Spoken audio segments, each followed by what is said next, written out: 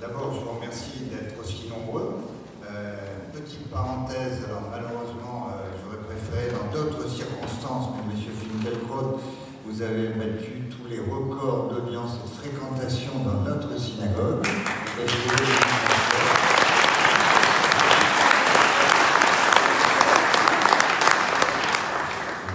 Et deuxièmement, j'aimerais que vous terminiez par deux notes optimistes, c'est-à-dire quel est l'avenir en Israël, dans ce pays fragilisé tel que vous l'avez décrit, quel est l'avenir de l'État d'Israël et quel est l'avenir de nous juifs français, aux français juifs, comme vous le souhaitez. L'hébreu, c'est ça, de droite à gauche, les français de gauche à droite, pardon, de gauche à droite, de droite à gauche, et le français de droite à gauche, comme vous le souhaitez, mais quel est notre avenir en France et quel est l'avenir de l'État juif sur la terre d'Israël?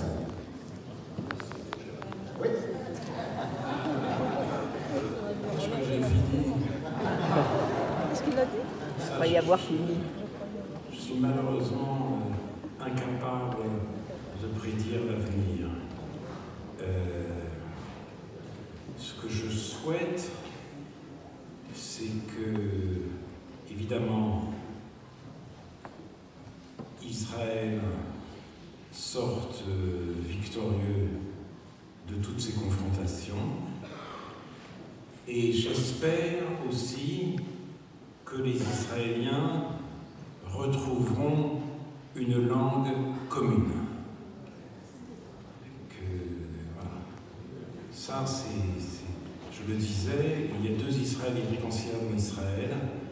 Il faut que les Israéliens retrouvent une langue commune et eux-mêmes, une fois en l'avenir, avec des dirigeants qui montrent la direction. Un dirigeant, ça montre la direction. Il faut des dirigeants qui montrent la direction. Pour ce qui est de l'avenir des Juifs français, moi, je m'en inquiète aussi, mais je m'inquiète aussi de l'avenir de la France en France. Que restera-t-il de la France dans 50 ans, dans 60 ans, dans un siècle? La continuité historique, c'est quelque chose de très important. Simone Veil disait que, en parlant de Gaulle, était le symbole de la fidélité de la France à elle-même.